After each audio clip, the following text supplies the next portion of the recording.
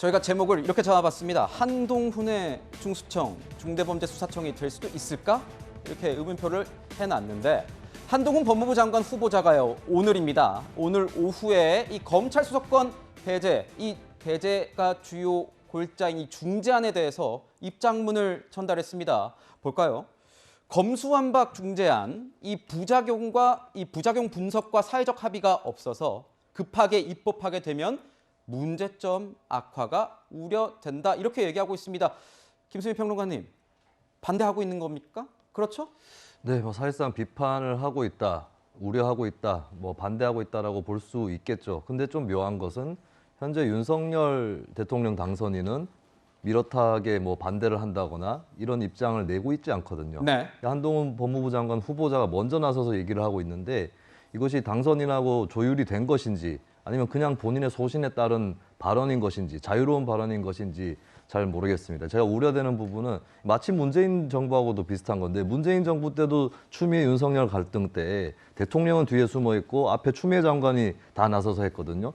지금 비슷한 형국이 벌어지고 있는 거 아니냐. 윤석열 당선인은 언급을 하고 있지 않고 한동훈 후보자가 그것도 장관이 아닌 후보자 이렇게 얘기를 하고 있다는 거. 어떤 기시감이 좀 든다 이런 그렇습니다. 말씀이시죠? 그래서 저는 이렇게 지금 문재인 대통령도 이번에 검수완박 처리 과정에서 국회 시간이라고 떠밀고 뒤에 물러나 있었는데 윤석열 당선인도 똑같이 뒤에 물러나 있는 거거든요. 이거 굉장히 책임 있는 자세가 아니다. 한동훈 후보자가 아니라 윤석열 당선인이 나와서 얘기할 때다라고 말씀을 드리고 그리고 문재인, 윤석열 두 분이 침묵을 하셨지만 결국에 침묵으로서 이 상황을 주도한 거거든요. 저는 그런 의미에서 이번 수사권 조정이 곰경 수사권 조정이다. 네, 요즘에 이제 윤석열의 윤을 뒤집으면 경이 된다고 해서 윤석열 당선인을 별명으로 경이라고 부르는 사람들이 있는데 그렇군요. 문재인의 문을 거꾸로 뒤집으면 곰이 되죠. 근데 두 사람이 침묵으로 곰경 수사권 조정했다. 근데 이제는 앞장서서 나와서 입장을 표명할 때가 됐다라고 말씀을 드립니다.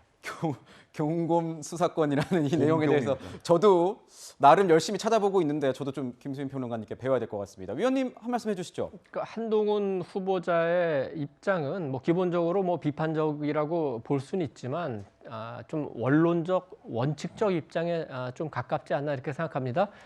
그동안에 그 검수완박법에 대해서 한 후보자가 했던 발언을 보면은 굉장히 강한 얘기가 많았죠. 네. 저지하겠다, 야반도주. 그런데 지금 그에 비해서는 한층 그 표현이 순화됐다고 볼 수 있고, 이게 이제 인수위도 마찬가지고 한 후보자도 마찬가지인데 이게 그 국회에서 국회의장의 그 주제로 여야가 합의한 상황입니다. 네. 그래서 한 후보자든 인수위든 그게 찬성을 하든 하지 않든 그 합의를 존중은 해야죠. 그게 그 삼권 분립의 원칙이겠죠. 그런 차원에서 원칙적인 원론적인 입장을 일단 낸 것 같고 아마도 인수위 차원에서 법제행정 그 사법 분과에서 조금 더 입장을 가다듬어 가지고 그 입장을 밝힐 것 같은데 윤석열 당선인한테 입장을 내라고 그러는데 윤석열 당선인은 이미 입장을 명확하게 밝혔습니다. 검찰총장 시절에 검수완박은 부패 완판이다 그렇게 했고 인수위에서도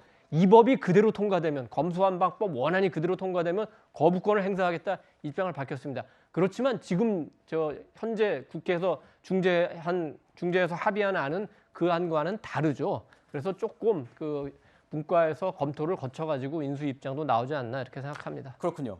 여야가 합의는 했지만요. 지금 보면 법안으로 만들기까지는 과정이 쉽지 않아 보입니다. 발언 들어보겠습니다. 검찰개혁의 완성을 위해 수사기소의 완전 분리를 제도적으로 구현하는 중대범죄수사청 설치법 제정안을 발의합니다. 직접 수사권이 이관되는 것이고요.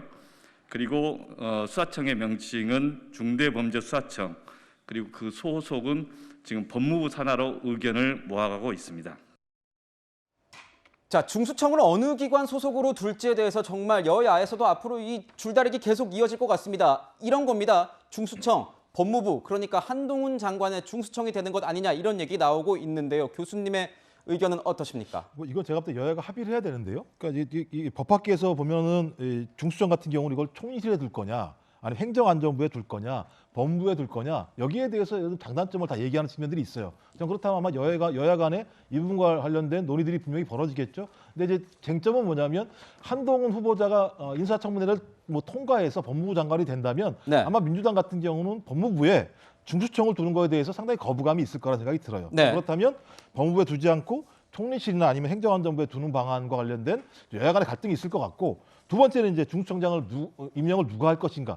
아마도 민주당 같은 경우는 국회에서 어떤 임명할 수 있게 하는 방안을 가지고 제기할 수 있을 거라는 생각이 드는 것이고, 또 반대로 따지면 대통령이 임명을 한다고 얘기할 것 같은데요. 저는 그렇다면 이 문제와 관련해서 두 가지가 어떤 교환될 수도 있다는 생각이 들어요. 예를 들면 중수청 같은 경우는 별도의 부처로 가고 네. 거기에다 임명권은 대통령이 갖든지, 이런 식의 예를 들면 여야 간에 또 다른 타협이 있을 수도 있다는 생각이 드는 것이고, 이것이 안 되게 되면 제가 볼 때 대통령이, 그 당시에는 이제 윤석열 대통령이 되겠죠. 거부권을 행사할 수도 있다는 생각이 들기 때문에 제가 볼 때 또 한 번에 한번 파란이 있을 거라는 생각이 들긴 해요. 나중에는요. 아, 정말 뭐 산 넘어 산이고 기자들이 취재할 게 이렇게 계속 많아지는 것 같습니다, 위원님.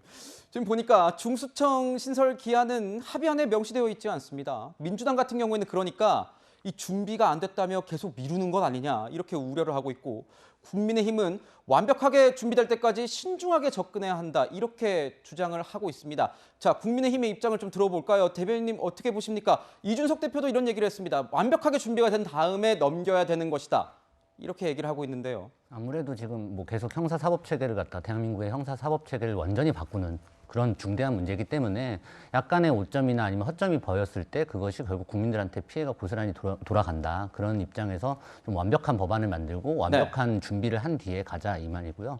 저희가 이 협의안에 애당초 그러니까 동의를 한 건 역시도 수사 공백을 최소화하자는, 그러니까 뭐 차라리 아예 통과를 안 시켰으면, 저희가 반대를 했다면 어떻게 보면 지지층으로부터 욕은 안 먹었을 겁니다. 근데 그럼에도 불구하고 지지층으로부터의 어떤 비판을 감수하고서도 이 중재안에 합의를 한 것은 결국은 국민 피해라는 부분이 가장 중요하다는 그 최대의 목적 때문에 그런 거잖아요. 그래서 중수청도 마찬가지로 어떤 여야의 뭐 합의나 아니면 야합, 아까 야합이라고 하셨는데 야합이나 아니면 서로 간의 이익, 정략적 이익이 아니라 오로지 국민이 가장 피해 안 볼 수 있는 방법이 무엇인가. 그렇게 하기 위해서는 서두를 문제가 아니다. 시간을 두고 제대로 가야 된다. 뭐 그런 정도로 생각하시면 될 것 같습니다. 네, 뭐 유예 기간 이런 거 따지면은 내년 뭐 후반기, 하반기쯤에 이 중수청이 나올 수도 있지 않겠느냐, 이런 얘기가 나오는데 지금 뭐 기한이 명시되지 않고 있어서요.